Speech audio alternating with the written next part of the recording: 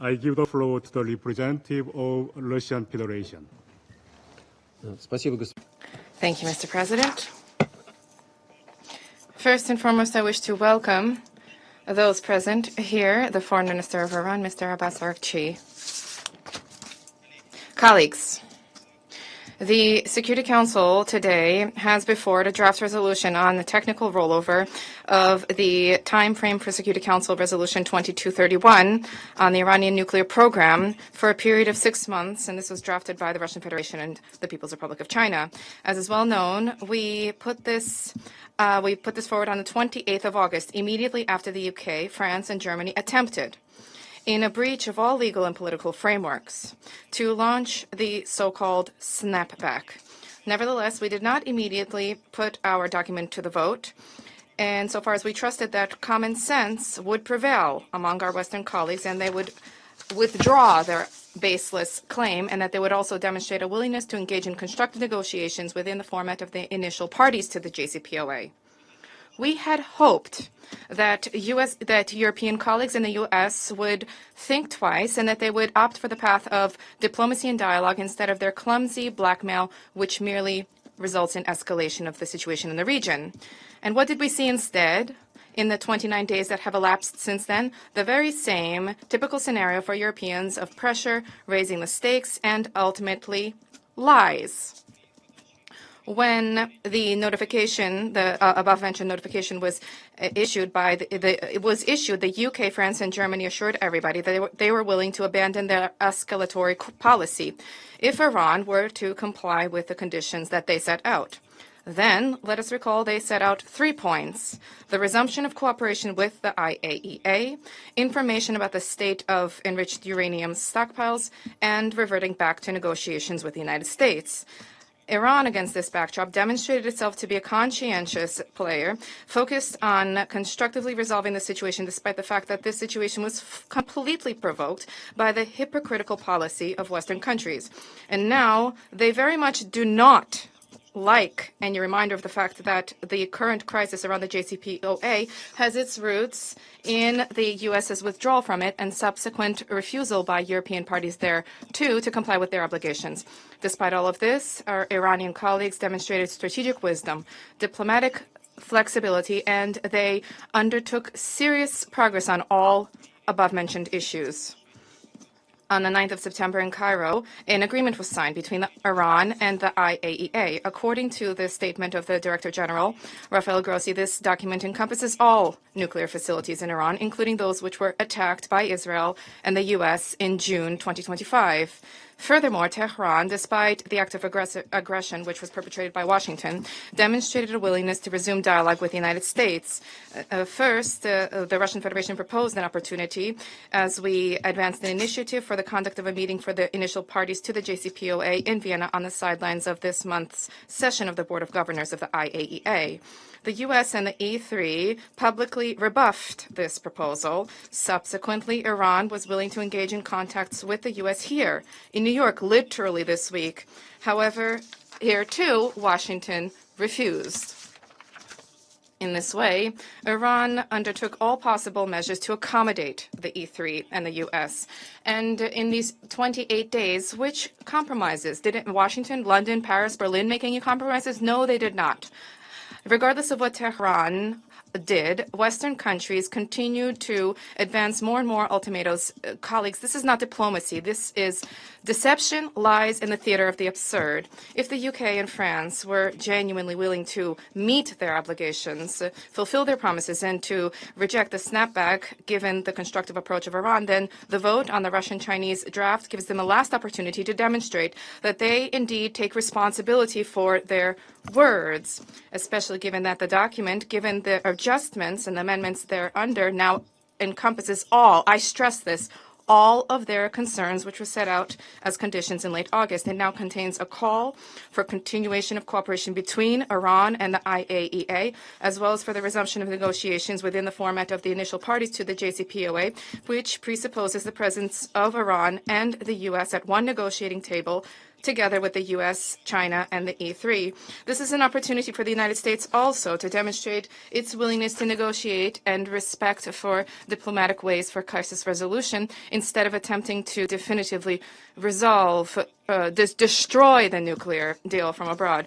Despite the fact that Western claims on the snapback are null and void, it's clear that the very absence of consensus at the Security Council on this matter is leading us all towards legal nihilism and a deepening division at the Security Council. The situation is liable to have very adverse consequences in terms of the Council's main responsibility, namely the maintenance of international peace and security. It is difficult to even imagine what kind of a wave of de-escalation in the Middle East could be resulted as a result of attempts by certain countries to use the Security Council for the advancement of their parochial interests. The Security Council has an opportunity to avoid this dangerous scenario. Literally, we have this is tabled before us. The proposal of the Russian Federation and China to technically extend for the technical rollover of Resolution 2231 for 6 months until April 2026 gives room for seeking an acceptable solution for all. And this should result, as is set out in the operative part of our draft, this should be achieved through negotiations with all initial parties to the JCPOA, as was the case 10 years ago when the nuclear deal was agreed upon. We trust that all colleagues at the Council will vote in favor of the adoption of this resolution, thereby demonstrating a responsible, depoliticized approach, not in word, but in deed, to demonstrate their commitment to diplomacy. This is a moment of truth for each member of the Security Council, and we hope that you, colleagues, will make the right choice. Thank you. I thank the representative of Russian Federation for their statement. Now I give the floor to representative of China.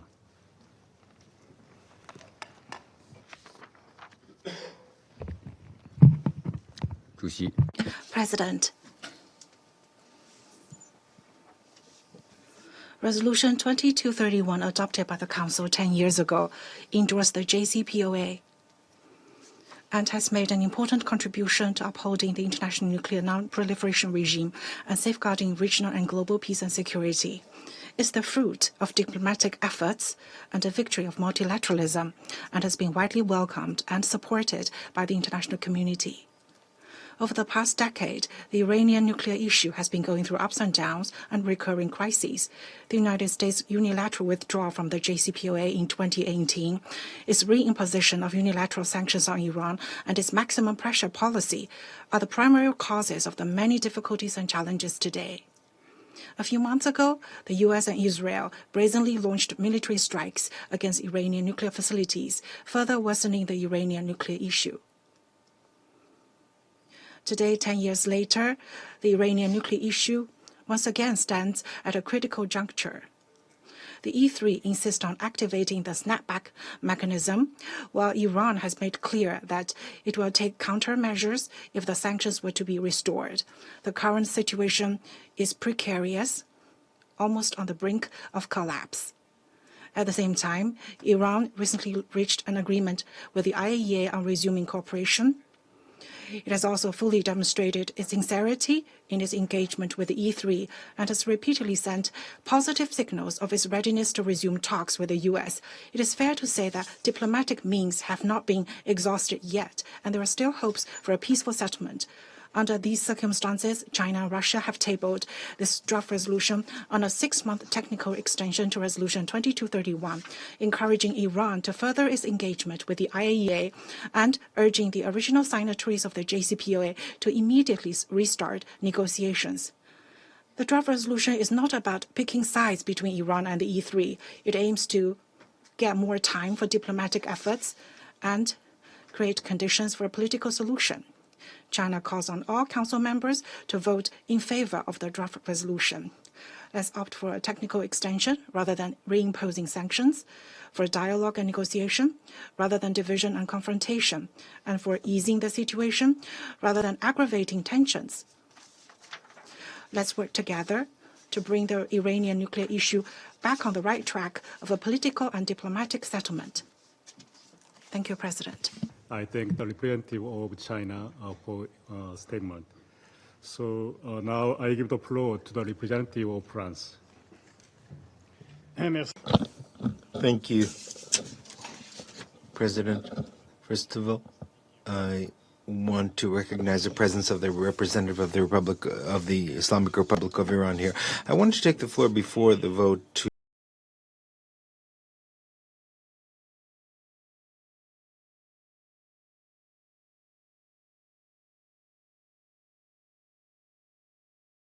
try to find to the very last moment a diplomatic solution to avoid the reimposition of sanctions. That was our pledge last week during the vote on the resolution of the Korean presidents.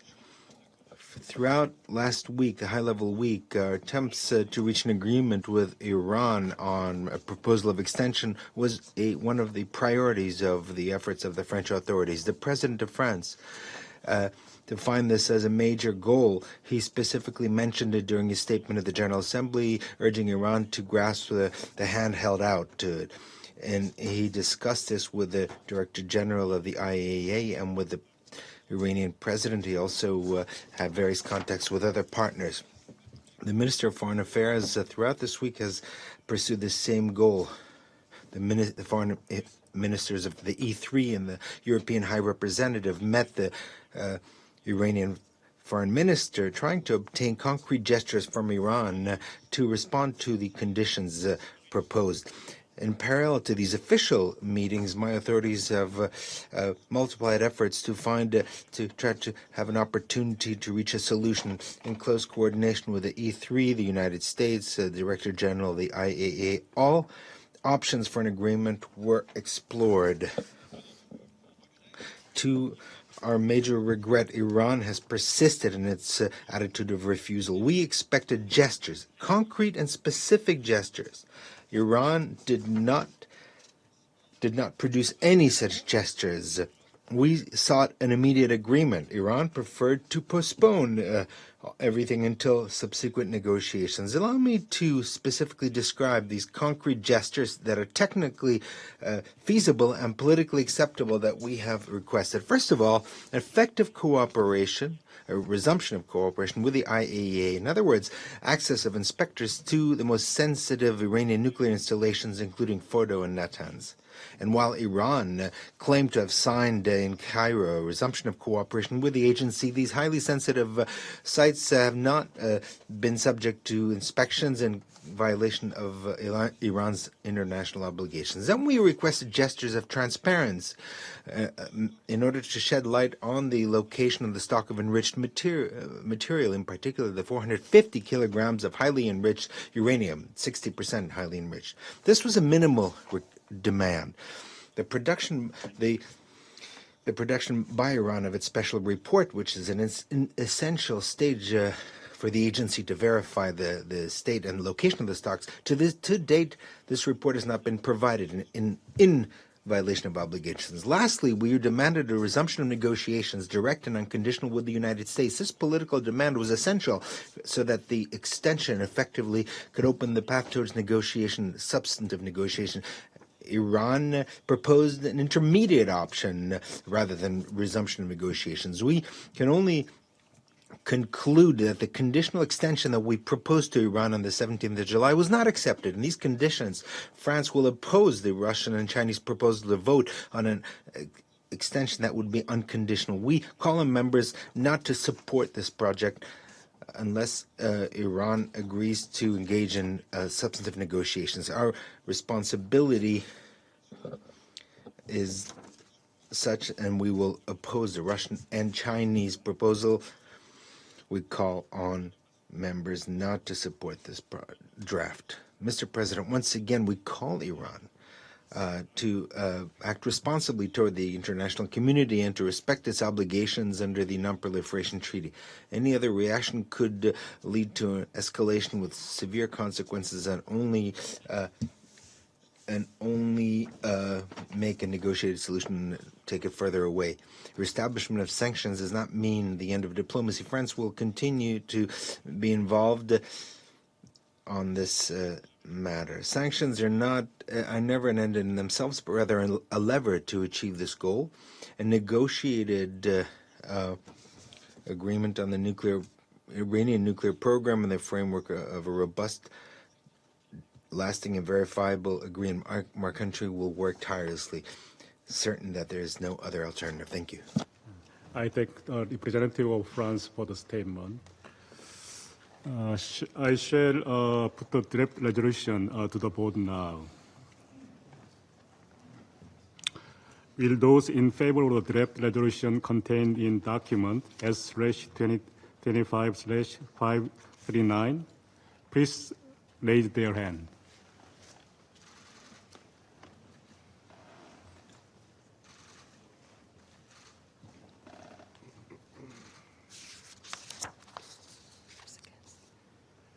Those against?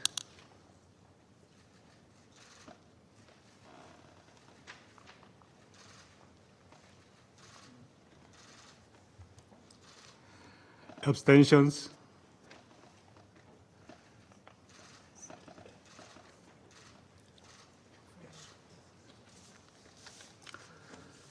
So the result of the voting is as follows. 4 votes in favor, 9 votes against, 2 votes abstentions.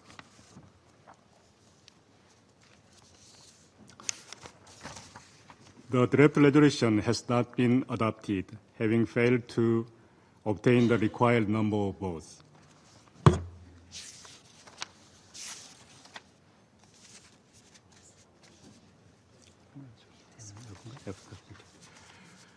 Now I give the floor to those members of the Council who wish to make statement after the vote. I give the floor to the representative of China. China.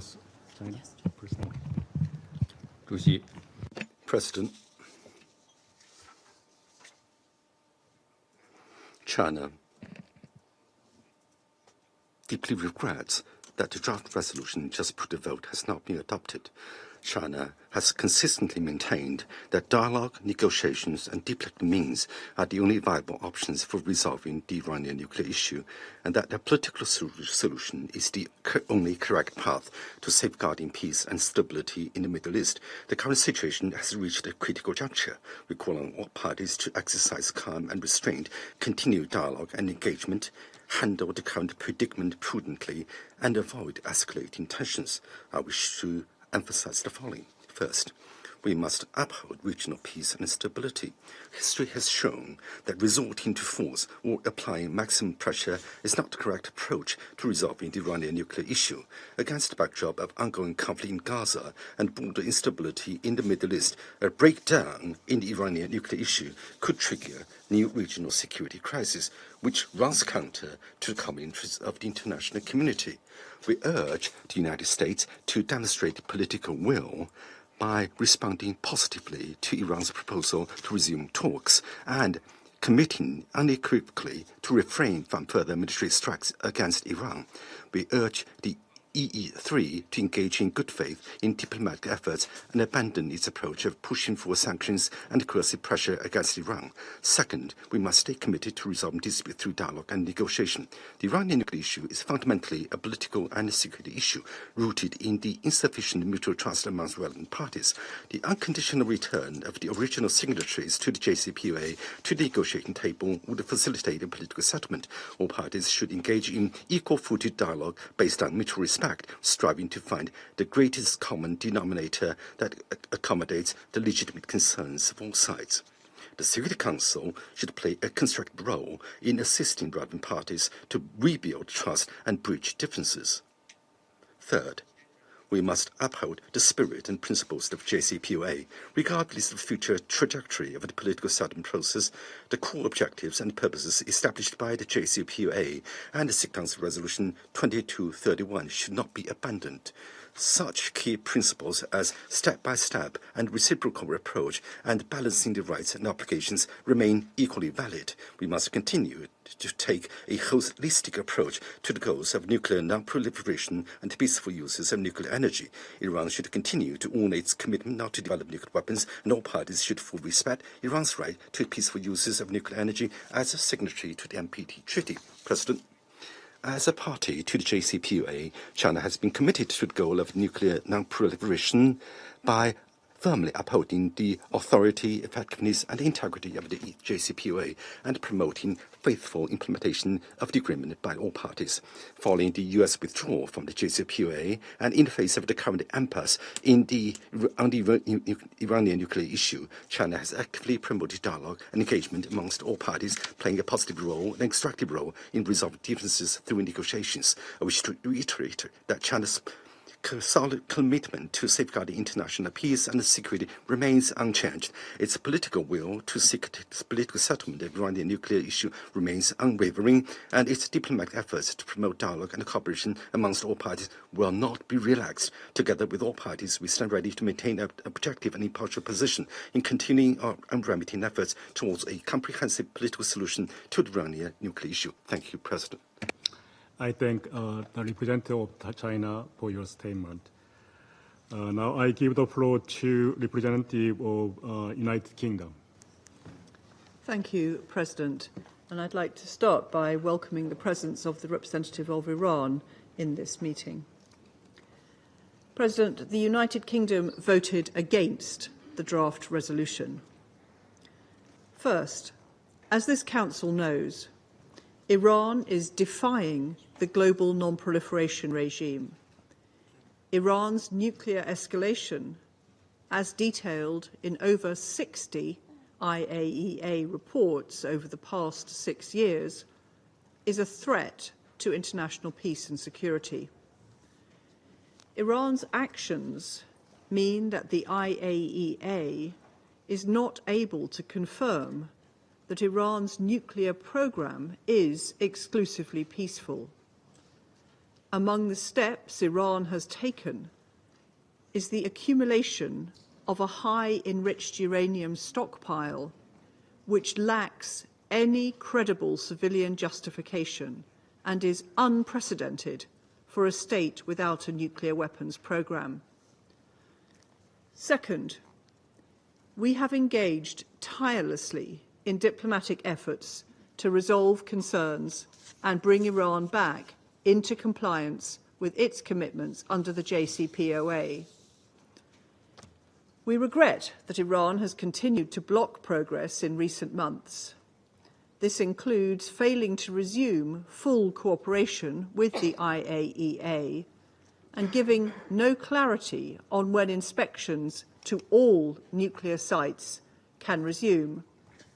The IAEA has also not had access to the high enriched uranium stockpile for over 3 months, nor has Iran provided the reports required by the IAEA on the status of the stockpile. It's also clear from the Supreme Leader's public remarks this week that Iran is not willing to consider direct negotiations with the United States. As a result, this Council does not have the necessary assurance that there is a clear path to a swift diplomatic solution.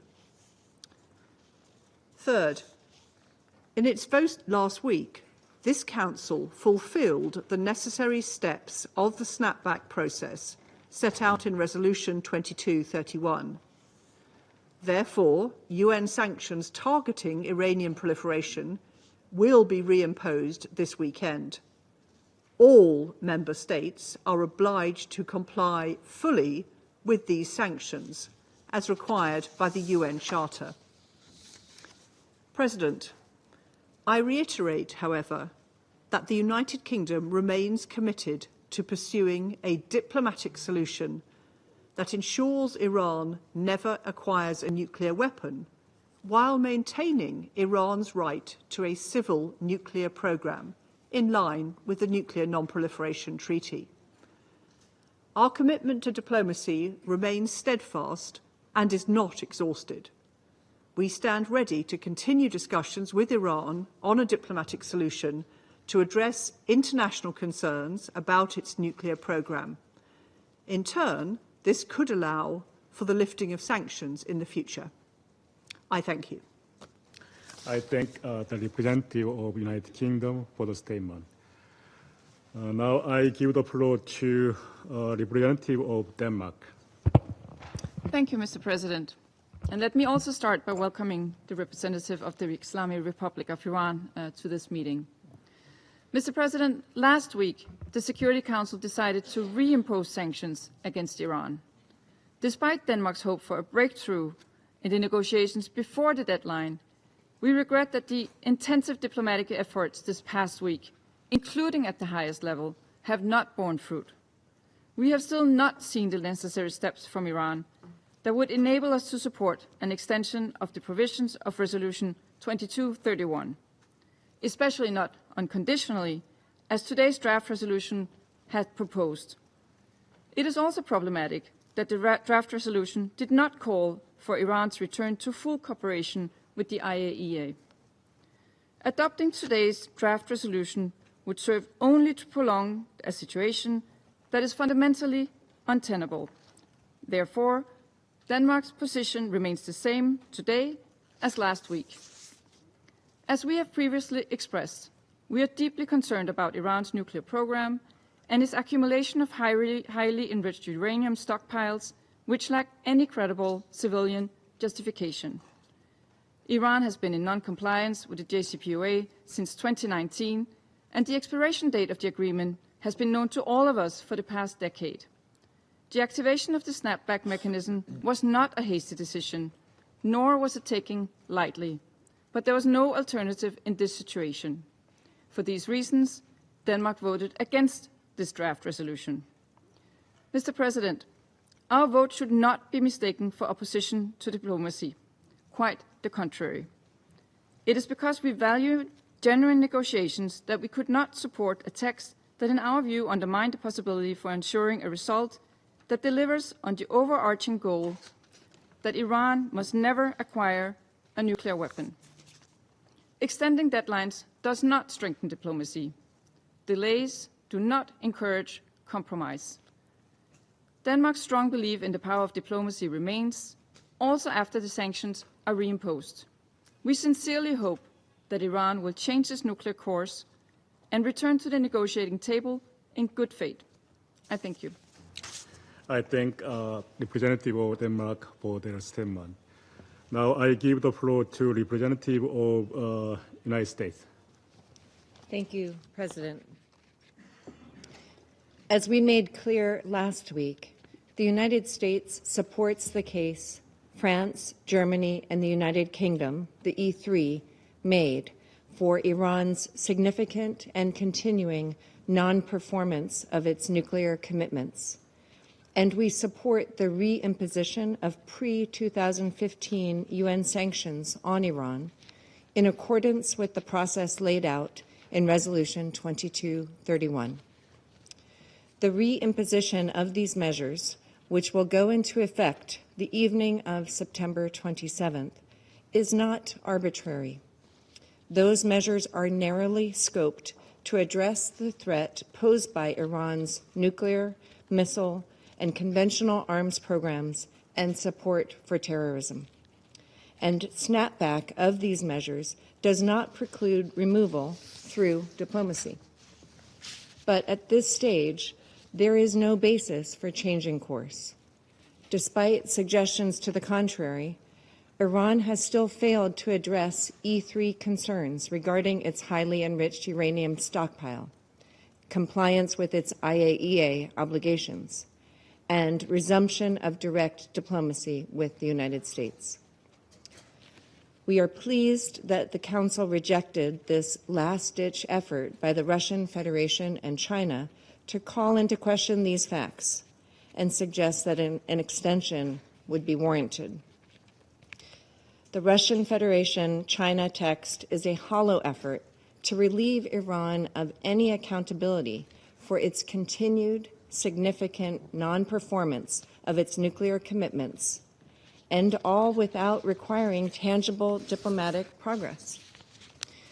If the Russian Federation and China want to help realize a durable, negotiated outcome on the Iranian nuclear issue, rather than seek to bolster an untenable status quo of flagrant Iranian efforts to undermine the global non-proliferation regime, then they must press leaders in Tehran to take meaningful, immediate steps to fulfill its commitments and obligations, including by fully cooperating with the IAEA. I thank you. I thank the representative of the United States for the statement. Now I give the floor to representative of Algeria. شكرا سيد الرئيس. Thank you, Mr. President, for having convened this meeting to put to the vote the draft resolution which was tabled by the Russian Federation and China. We welcome the presence of His Excellency, the Iranian Minister for Foreign Affairs, during this meeting. Mr. President, on the basis of our deep conviction that political and diplomatic efforts remain the only way to achieve a definitive, lasting, and peaceful resolution to the Iranian question, we voted in favor of this draft resolution on the extension of Resolution 2231 with the aim of providing the necessary time for the resumption of negotiations among all parties to the JCPOA. At the same time, we deplore the fact that the Security Council was unable to adopt the resolution. Thereby, the Security Council missed yet another opportunity to encourage dialogue and to help diplomatic efforts to bear fruit. As we reaffirmed on a number of occasions, any substitution to a peaceful solution to the Iranian nuclear file is liable to result in very serious repercussions in the Middle East region and on international peace and security. There is no doubt that the negotiations that recently have been held among the various stakeholders under this file, including the practical arrangements that Iran and the IAEA arrived at on 9 September last, suggests that diplomatic efforts geared towards finding a negotiated solution are still possible. Despite the failure of the Security Council today to adopt this draft resolution, we reiterate our call for all stakeholders to demonstrate restraint and to refrain from any escalation, in good faith engaging in negotiations in order to arrive at a comprehensive, negotiated resolution to the Iranian nuclear file. Thank you. I thank the representative of Algeria for the statement. Now I give the floor to the representative of Pakistan. Thank you very much, Mr. President. Pakistan has voted in favor of the draft resolution. Our position on this matter is based on our strong belief that diplomacy and dialogue should remain the guiding principle for the resolution of outstanding issues concerning Iran's nuclear program.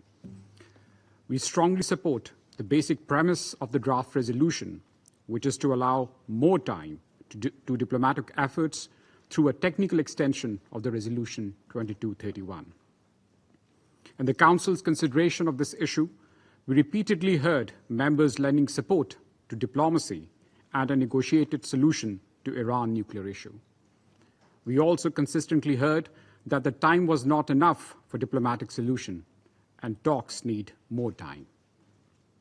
We have come to a stage where buying more time would be a critically important prerequisite to move forward. With this in mind, the only logical step, in our view, would be a technical extension of Resolution 2231. Such a decision would not impinge on any party's rights or responsibilities, but provide more time for diplomatic efforts to find a lasting solution acceptable to all states and for reaching consensus within this Council. Mr. President, Pakistan has consistently advocated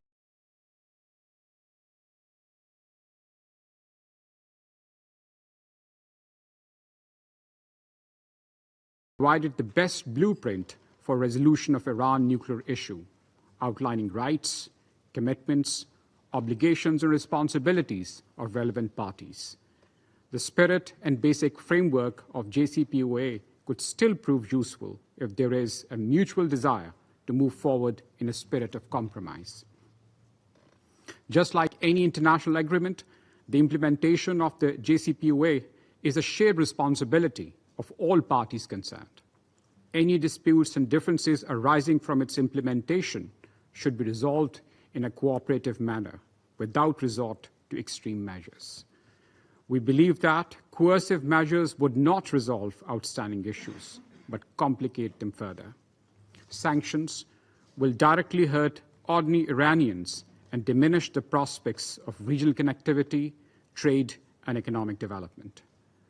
Imposition of sanctions will not just be damaging for the targeted country, but also impact its neighborhood and beyond. Pakistan, therefore, opposes intimidation or coercion and calls for a cooperative approach, focusing on mutual recognition of core concerns and redressal measures by all parties concerned. Rather than sticking to maximalist positions, there is a need for realistic expectations and accommodation of a consensual, peaceful solution. The nature of challenges require more, not less diplomatic efforts and engagement. Thank you, Mr. President. I thank the representative of Pakistan for the statement.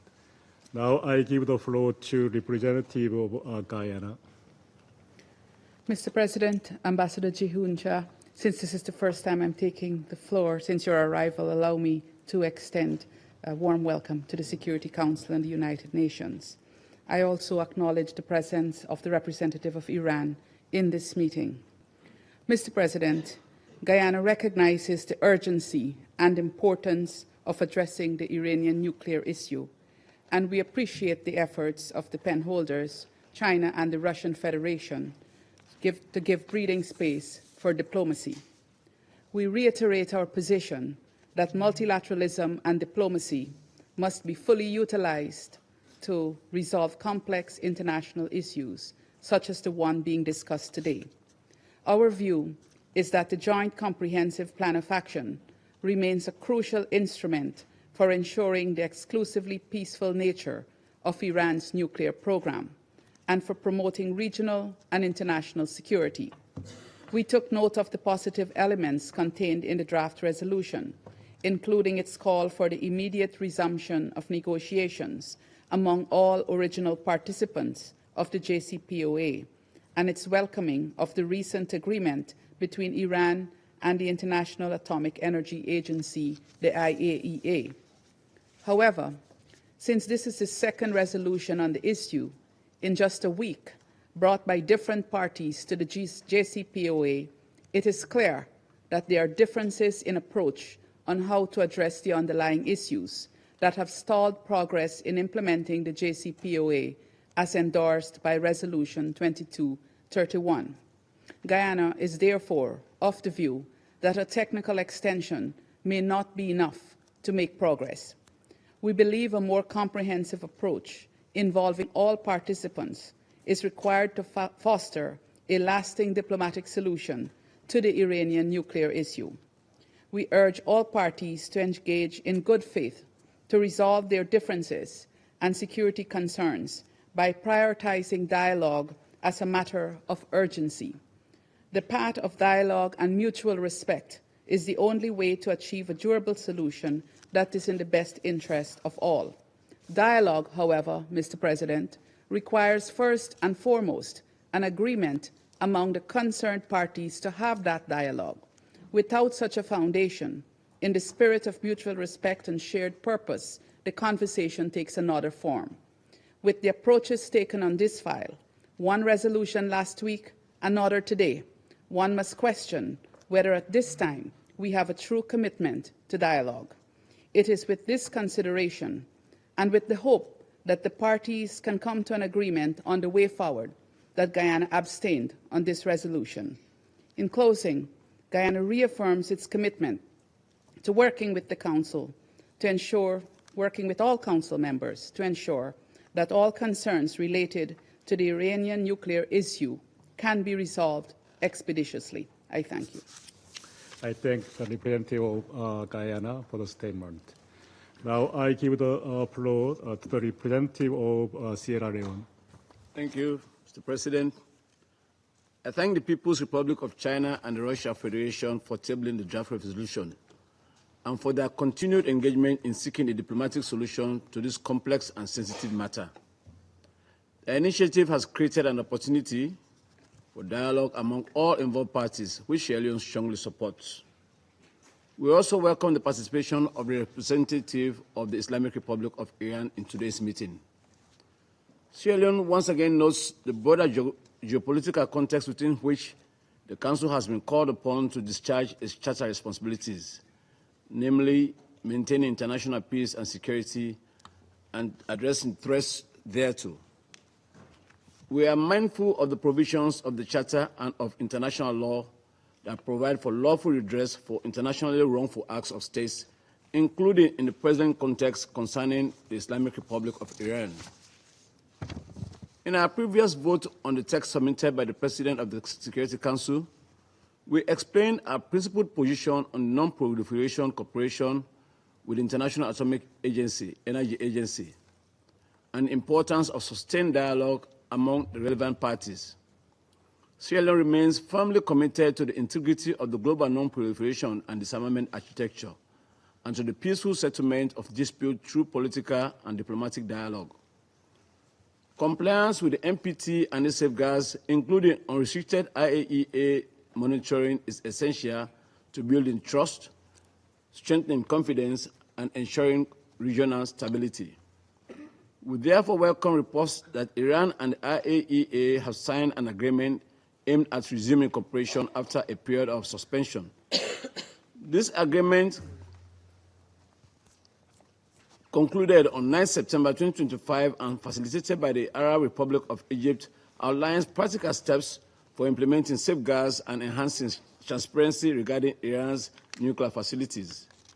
It represents a significant strand of the ongoing negotiations, a step towards rebuilding trust, addressing Iran's security concerns, and ensuring compliance with the NPT Safeguards Agreement. While, however, recognizing the stated aim of the draft to create space for negotiations through a 6-month technical extension of arrangements linked to Resolution 2231, we note that the proposal does not offer tangible outcomes, specifically concrete and time-bound steps that restore access, lower enrichment levels, and rebuild continuity of knowledge. It is in this context and in the understanding that Iran retains the opportunity for redress under international law that Sierra Leone cannot agree to the text as it stands. On this issue, we believe that the principle of non-proliferation carries a much higher weight given the potential consequences. The associated risks remain high, and without verifiable measures to redress them, the credibility of the non-proliferation regime is undermined. We underscore that our vote today is not intended to support an imposition of sanctions, but rather to ensure that negotiations proceed in good faith and in full cooperation with the IAEA. It reflects our conviction that diplomacy must deliver results that preserve peace, restore confidence, and strengthen regional stability. We urge all of the parties to the JCPOA original participants to immediately resume negotiations related to Resolution 2231. These elements together will create the conditions to de-escalate tensions, sequence concrete confidence-building steps, and bring this file back under effective verification. The regional situation remains fragile, and further de-escalation would only worsen the overall outlook. We call on all concerned parties to exercise maximum restraint and support the escalation efforts. A time-bound, negotiated diplomatic solution remains the only sustainable and viable path to resolving this matter of international peace and security. Sierra Leone will continue to work with all Council members to shape a balanced outcome that preserves the global non-proliferation regime, opposes the authority of the Council, and supports regional stability through a credible, results-oriented process under Resolution 2231. I thank you. I thank the representative of Sierra Leone for the statement. Now I give the floor to representative of Panama. Muchas gracias, señor presidente. Thank you, President. As part of our interventions in the Council on this file, we have reiterated consistently our conviction that diplomatic dialogue is the only way to reach fair, lasting, and sustainable agreements. We've also strongly advocated for the path of negotiations and respect of international law and strengthening of multilateralism. This week, during the high-level debates and sessions, left us with a clear impression that international cooperation is essential to overcome the most complex challenges to international peace and security. This is why we regret that, in spite of the efforts undertaken by all parties, it was not possible to reach an agreement. Our country shares the concerns regarding the progress of the Iranian nuclear program and recognizes geopolitical tensions around this.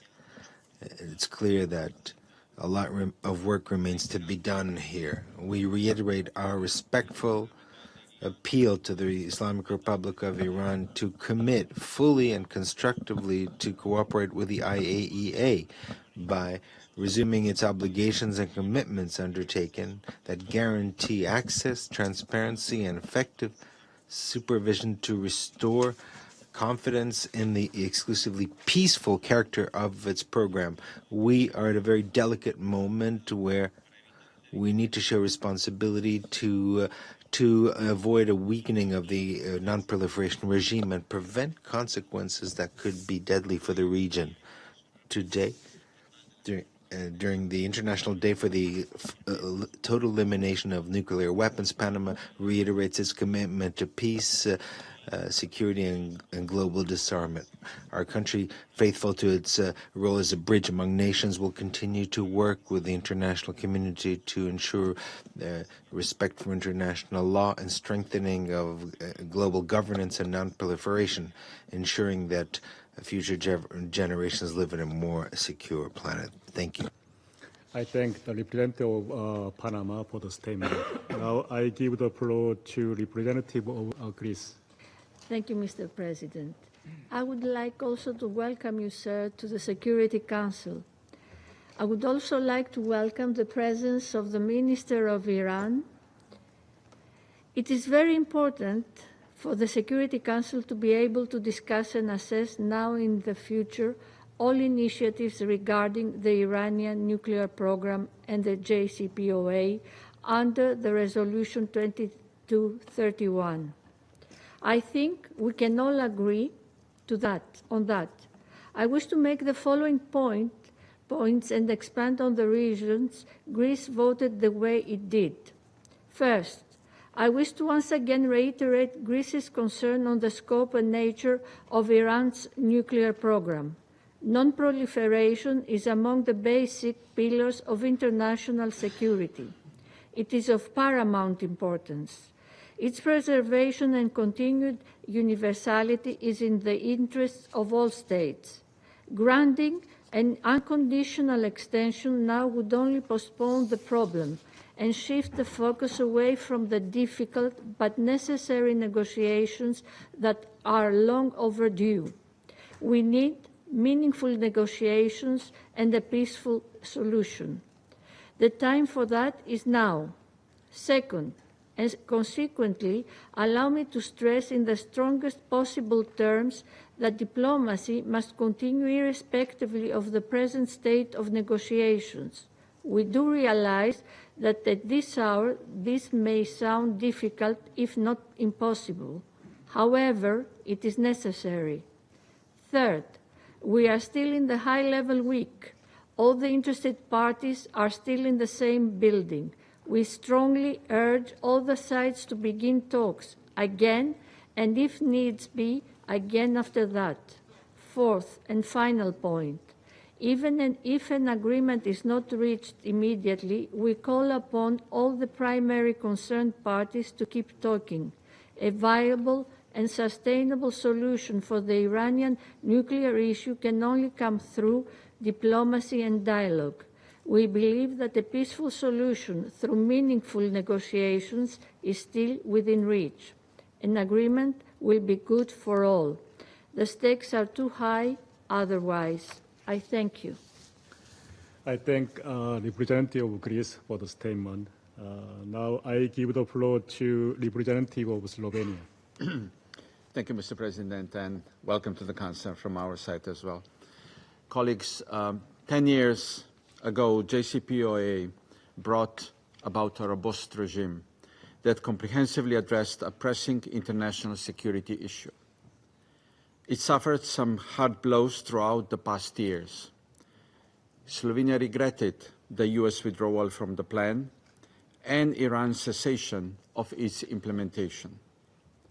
We remain concerned with the scope and transparency of Iran's nuclear program, especially the stockpile of highly enriched uranium. We have called out Iran's unacceptable disregard for its non-proliferation obligations. And we have also called out the equally unacceptable attack on its nuclear facilities. Mr. President, Slovenia voted against the draft resolution because it merely decides on a technical extension of the 10-year term defined by the Resolution 2231. It does not address any specific steps or conditions that would restore trust in the peaceful nature of the Iranian nuclear program or restore trust between the JCPOA participants. Such extension, if it is to provide space for diplomacy and encourage substantial negotiations, should come with precisely defined commitments and conditions to be met. We regret that this is not the case. This resolution seemed to do little else but divide, and this in times when we should be uniting our forces in the interest of peace. Mr. President, JCPOA truly was a landmark achievement of multilateralism. Slovenia wishes to see its regime and objectives meaningfully restored. There is no other solution to the challenge of Iran's nuclear program. We call on all sides to engage in diplomacy even after the sanctions snap back tomorrow. We call on all to engage seriously and without preconditions. I thank you. I thank the representative of Slovenia for the statement. Now I give the floor to representative of Russian Federation again. Thank you, Mr. President. We are grateful to Security Council colleagues who supported those councils who supported the draft resolution submitted by the Russian Federation and China on the technical extension of Security Council Resolution 2231 for a period of 6 months up until April 2026, and the immediate resumption of negotiations within the format of the initial parties to the JCPOA to find a way out of the crisis around it. Those members of the Security Council who supported this document reaffirmed their commitment to international law, to equitable and mutually respectful dialogue, and to the task of maintaining international peace and security. The adoption of this would have preserved a chance for the international community to reach a diplomatic resolution to the conflict in the context of the Iranian nuclear program. We regret the fact that a number of Security Council colleagues were unable to summon the courage or the wisdom to support our draft. Their abstention points to at the minimum, to doubts vis-a-vis the destructive policy that is being carried out by the US, the UK, and France to definitively dismantle the nuclear deal and to bury the diplomatic path towards resolving the crisis around it. However, one way or another, through their vote, they are becoming complicit in this. Now, turning to those who refused to support our draft, now there certainly are no longer any illusions. These countries have definitively demonstrated that all of their assurances about their focus on arriving at a diplomatic resolution to the Iranian nuclear program issue for all of these years were mere noise. And from the statement from the French delegation prior to the vote, which is an unfortunate attempt to justify himself, it is clear that honesty and good sense as well as dignity is something which our Western colleagues have definitively jettisoned. Moreover, those who voted against our draft in this way also spoke out against further cooperation between Iran and the IAEA, which it explicitly and unambiguously called for in the second operative paragraph. So you, colleagues, can write a grievance to yourselves if problems arise here in this connection. And on the whole, frankly speaking, it is difficult not to be under the impression that our Western colleagues did not even read our draft resolution, because virtually everything that they called for in this chamber is already enshrined in the text.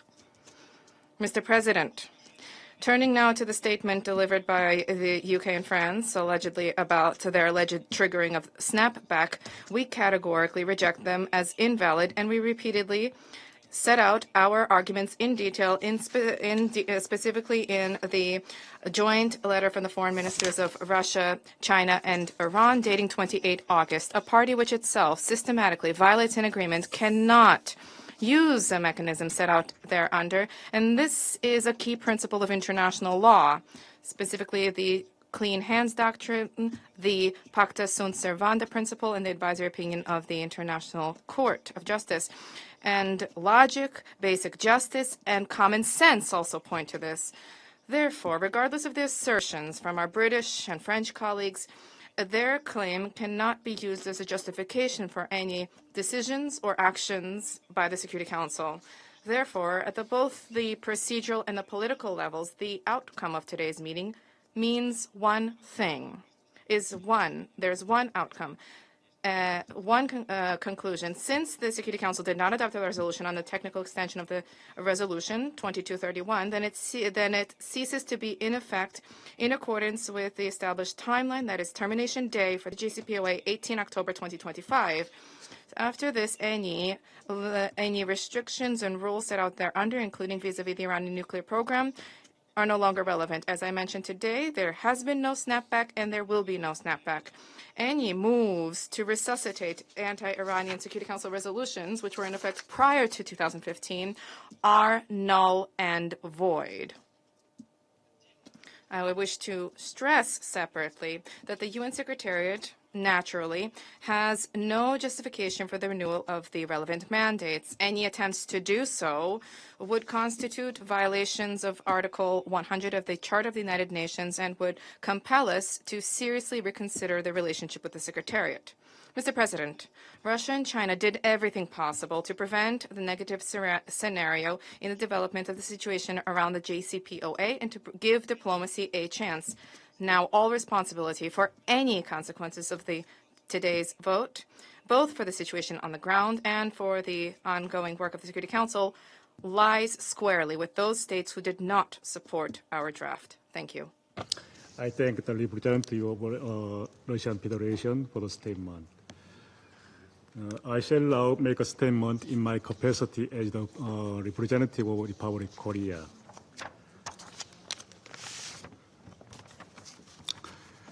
The Republic of Korea has firmly supported a peaceful and diplomatic solution to the Iranian nuclear issue and has been duly administering its responsibility as the President of the Security Council in accordance with the Resolution 2231. Last Friday, the ROK abstained from voting in consideration of our role of the President of the Council. Today, you are doing so again, and wish to note one very important point. The key objective of Resolution 2231, which was supported by all relevant parties, is non-proliferation. Accordingly, the diplomatic efforts should focus on this common object. However, this endeavor is not clear in the draft before us. As we reverted to a pre-2231 landscape, the Republic of Korea will urge all parties to rekindle the spirit of the rigorous diplomacy that produced Resolution 2231 and to demonstrate their commitment to non-proliferation through tangible action. Thank you. I resume my function as President of Council. I now give the floor to His Excellency Mr. Said Abbas Arakchi, Minister of Foreign Affairs of the Islamic Republic of Iran. Thank you, Mr. Chairman. Bismillah ar-Rahman ar-Rahim. Mr. President, let me begin by expressing our appreciation to Algeria, China, Pakistan, and the Russian Federation for voting yes to this draft resolution in support of diplomacy, the rule of law, and justice. I should thank China and Russia for tabling this resolution and for all the efforts they made throughout the process of informal negotiations with other parties concerned. We also thank Guam and the Republic of Korea for their decision not to vote against this draft resolution. They have all chosen the right side of history, since this draft resolution reflected a genuine endeavor to keep the door for diplomacy and dialogue open and to avoid confrontation and contest. Mr. President, distinguished colleagues, Iran has been a long-standing party to the NPT since 1970 and has acted as a responsible member ever since. We have pursued our inalienable right, as prescribed under the treaty, to peaceful nuclear energy with all transparency and readiness to address every question in good faith. 12 years ago, the P5+1 and Iran engaged, with foreign ministers meeting at the United Nations here and agreeing to seek a solution over the nuclear program. After 2 years of serious negotiations, the JCPOA, or the Joint Comprehensive Plan of Action, was concluded, a landmark achievement in multilateral diplomacy, unanimously endorsed by Security Council Resolution 2231. Iran fully implemented the deal, as confirmed by the IAEA in 15 consecutive reports. No country's nuclear program has ever been subjected to such rigorous inspections. Yet, in May 2018, the United States unilaterally withdrew from the JCPOA in clear violation of Resolution 2231 and international law, and began bullying other governments to follow suit. It presented no reason, no justification. Yet Iran remained fully compliant, predicated on European promises that their compensatory measures would protect the fundamental bargain of the accord, for Iran to agree to voluntary restrictions in exchange for sanctions lifting and other tangible economic dividends for the Iranian people.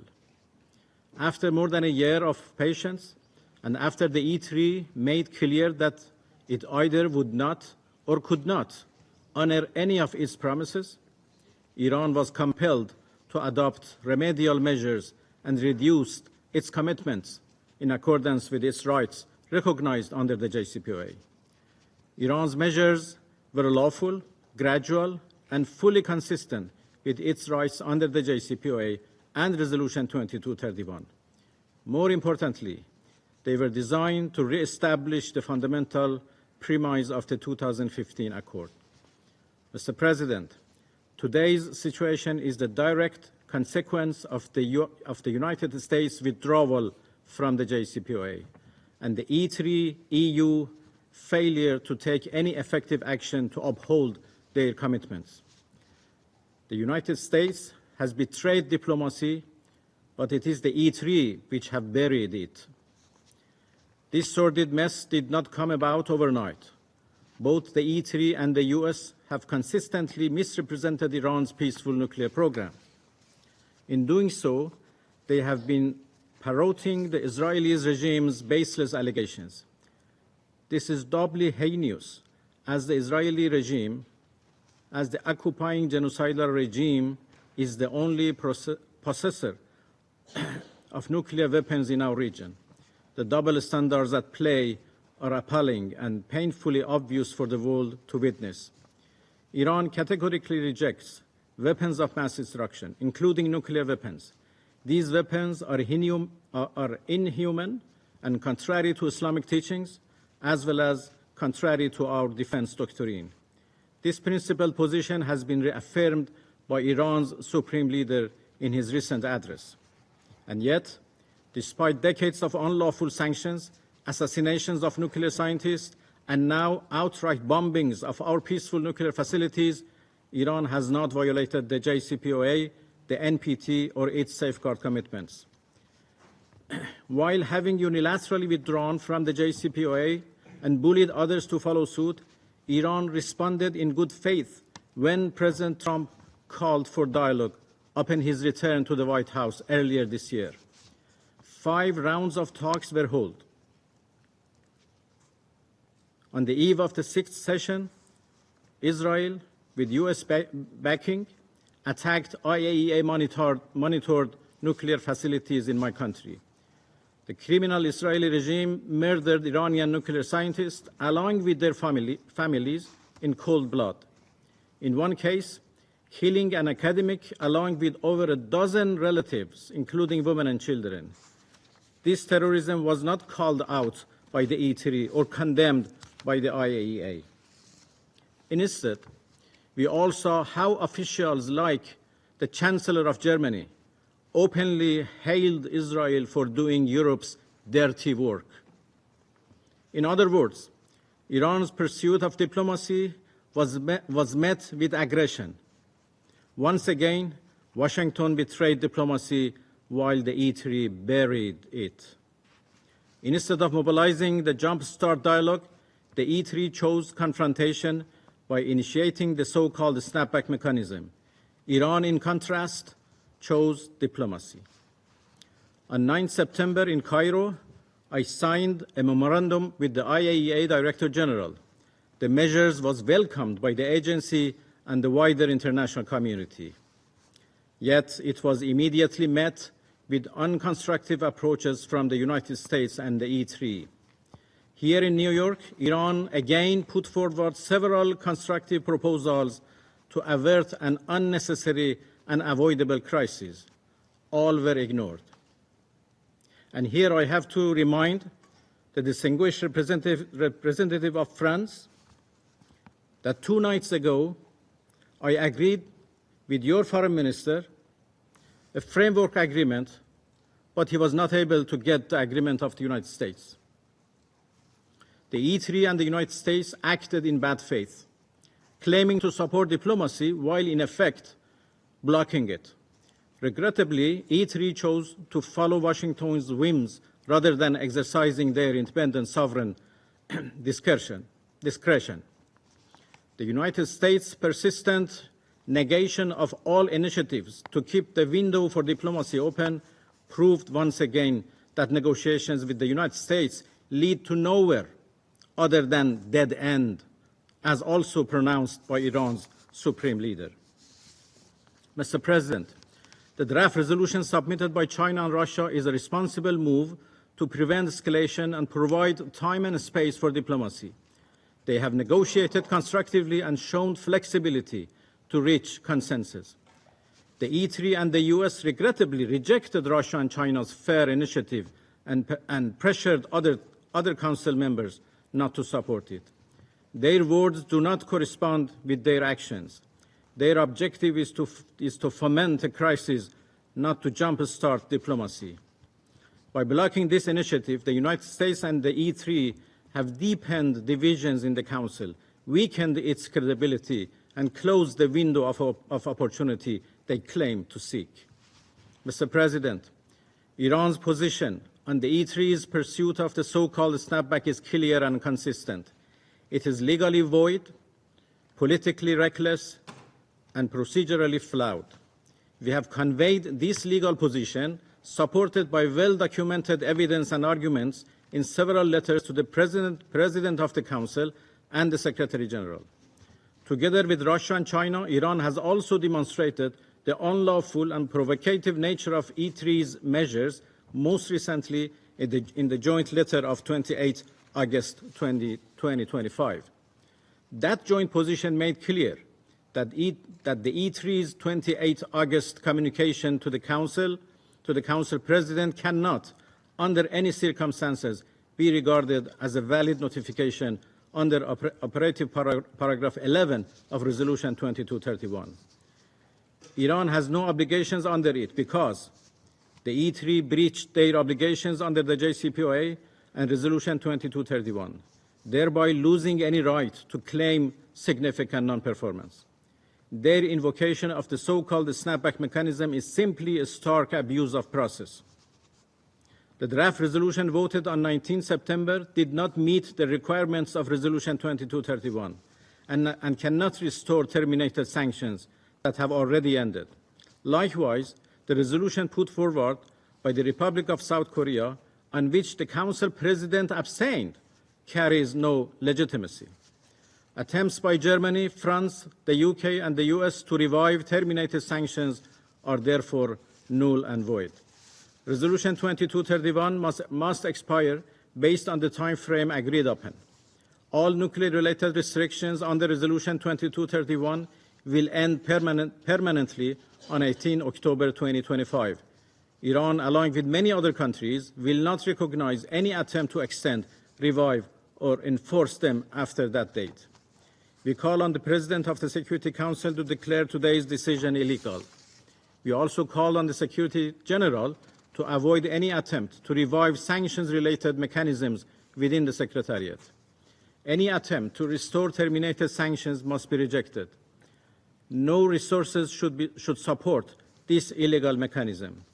Those who pursue it will bear full responsibility for damaging the United Nations' credibility and integrity, as well as for any harm and humanitarian consequences inflicted on the people of Iran. Mr. President, the developments we have witnessed set a dangerous precedent.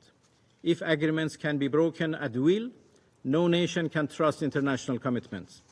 If unlawful measures are enforced by power instead of law, the Security Council risks losing credibility and authority. Such a situation would harm not only Iran, but the entire system of international law and collective security. The E3 and the United States bear full responsibility for the serious consequences of today's decision. By ignoring facts, spreading false claims, misrepresenting Iran's peaceful program, and blocking diplomacy, they have actively and intently paved the way for dangerous escalation. Dear colleagues, just as military attacks have failed to reach any of their declared objectives, the so-called snapback mechanism will fail too. The only solution is dialogue. The JCPOA proves this. Iran will never respond to threats or pressure. We respond only to respect. Today's decision has obliterated whatever remaining trust of the Iranian people in the promises of the West, and particularly the E3. The Islamic Republic of Iran bases its foreign policy on the wishes and sentiments of its people. It is prerogative of the E3 and the US to correct course and take meaningful action to build confidence and trust. In the meantime, we must adhere to what international law and the United Nations Charter make abundantly clear. Obligations cannot arise from invalid procedures or lack of consensus within the Security Council. And I thank you. I thank His Excellency Mr. Arakchi for the statement. The representative of France has asked for the floor to make a further statement. I gave them the floor. Okay. Merci, Monsieur le Président. Thank you, Mr. President. I will be brief. A delegation has questioned the honesty and integrity of the French delegation. In their remarks, my delegation wishes to remind the delegation of the fact that facts are stubborn, like someone said some time ago. And the facts are as follows. The first fact is this: Iran is not in compliance with the obligations which emanate from the Non-Proliferation Treaty and which emanate from an agreement signed by Iran. Number two, in all of these recent days, intense discussions were held between the minister present here, whose presence I welcome, and the delegations of the A3 in particular, to seek to arrive at a way not to restore sanctions, to reimpose sanctions. These negotiations failed because Iran did not wish, and I repeat, to respect three demands issuing directly from the negotiations. The first demand, I reiterate, is resumption of meaningful, effective cooperation with the IAEA. This cooperation did not resume since inspectors are not in Iran and they are not at the facilities they should be able to visit. Now, the second demand is a clarity on the 60% enriched uranium stock, which has no justification in vis-a-vis a civilian nuclear program. This report was not presented. And I recall, third, resumption of substantive negotiations on substance and not negotiations on conditions for negotiation. Second, a delegation questioned the Secretariat and cast doubt on the Secretariat, and this is not in accordance with the rules stipulating that the Secretariat does not receive instructions from governments, but rather fulfills its obligations, which it has been doing in a professional manner and fully in compliance with its responsibilities. Third, and with this I wish to conclude, by stating that the path of negotiations remains open. And for France, and more broadly speaking, for the E3 and the European Union, the path of negotiations for us is ongoing on the basis of that we set out with, I recall, the objective for the Iranian nuclear program to be in accordance with the obligations stipulated under the NPT and in accordance with the goals of a purely civilian program. Thank you. Yeah, I thank the representative of France for the statement. The representative of Russian Federation have asked for the floor to make a further statement. I gave them floor, please. I'd like to very briefly react to the statements of my French colleagues. Jerome, your explanations just sounded even less convincing than your previous statements, so I would suggest you not take the floor anymore because you're digging yourself in even deeper. You put forward supposed facts that have no connection to reality, forgetting to mention the most important fact, which the Minister of Foreign Affairs of Iran mentioned, and then that has direct reference to your country, that there was a draft agreement between Iran and the E3, which was supposed to be adopted and which would have allowed us to prevent this crisis, but your elder brother from the United States did not allow you to go forward with this agreement. You forgot to mention this, and this very eloquently illustrates the true independence of your country in the international arena.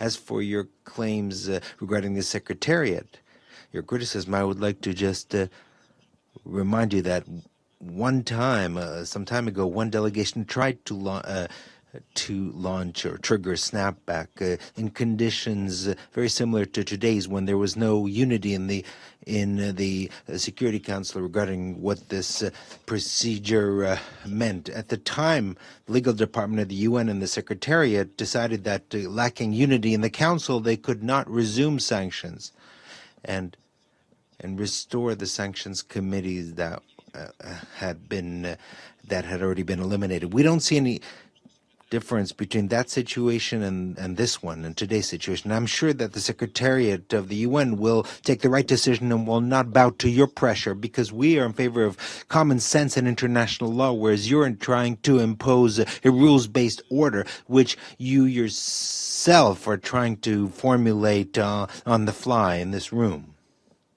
Thank you for your attention. I thank representative of Russian Federation for the statement. His Excellency Mr. Said Abbas Araghchi, Minister of Foreign Affairs of the Islamic Republic of Iran, has asked for the floor for the statement.